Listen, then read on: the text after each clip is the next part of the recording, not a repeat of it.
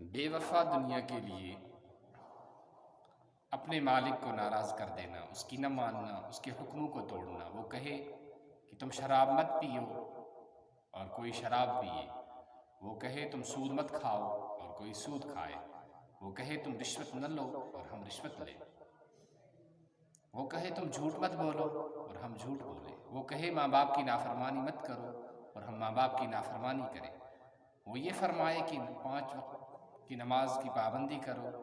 اور ہمیں اللہ کے منادی اور مؤذن کی آذان کو سن کر ہمیں ٹس سے مس نہ ہو اور ہمیں اس کی کوئی پرواہ نہ ہو، وہ کہے کہ کسی کو مت ستاؤ لیکن ہم ستائیں۔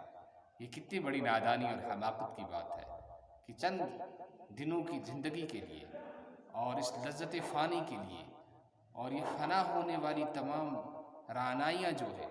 اور یہ لذتیں جو ہیں، ان کے لیے ہم اپنے اللہ کو ناراض کر دیں اور جنت کی اور جنت میں ملنے والی وہ ابدی اور لازوال اور بے مثال نعمتوں کو ہم کھو دیں۔ یہ کتنی بڑی حماقت کی بات ہے، یہ کتنی نادانی کی بات ہے۔ ہمیشہ اس بات کو یاد رکھنا چاہیے کہ گناہ کرنے میں اللہ کا کوئی نقصان نہیں، خود میرا اپنا نقصان ہے۔ گناہ کرنے سے میں خود ہی خسارے میں جاؤں اور اللہ کو ناراض کر دوں، مجھے اس کی کیا مجبوری، میں ایسا کیوں کروں؟ ہر ایسے کام سے بچنا جس سے اللہ نے منع کیا ہے، اللہ کے رسول صلی اللہ تعالیٰ علیہ وسلم نے منع کیا ہے، یہ آدمی کا مقصود زندگی ہے اور اسی لیے اللہ نے انسان کو دنیا میں پیدا فرمایا ہے۔ ہم سے جو گناہ ہوتے ہیں، ہم یہ نہ سمجھیں کہ ہم گناہ کرتے ہیں اور ہماری پکڑ نہیں ہوگی، نہیں، بس مرنے کے بعد فوراً اس پر پکڑ شروع ہو جائے گی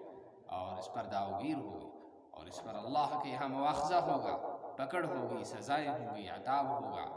اور اللہ کی طرف سے ہمیں پھر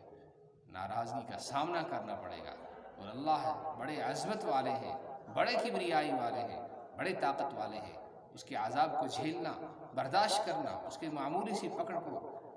برداشت کرنا اور اس کو جھیل لینا اس نازک سے بدن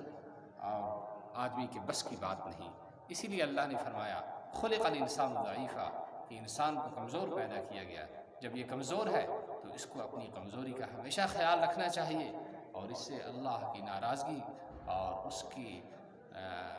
پکڑ کا اور اس کے الزام کا اور اس کی ناراضگی کا اور اس کے عذاب کا اپنے آپ کو مورد نہیں ٹھہرانا چاہیے۔ ہمیشہ اس بات کا خیال رکھنا چاہیے کہ اللہ مجھ سے راضی رہے۔ اگر اس طرح سے کوئی زندگی گزار لے تو واقعی یہ شخص بڑا ہی کامیاب اور بڑا ہی بامراد آدمی ہے۔ اللہ ہم سب کو عمل کی توفیق نصیب فرمائے۔ السلام علیکم ورحمۃ اللہ۔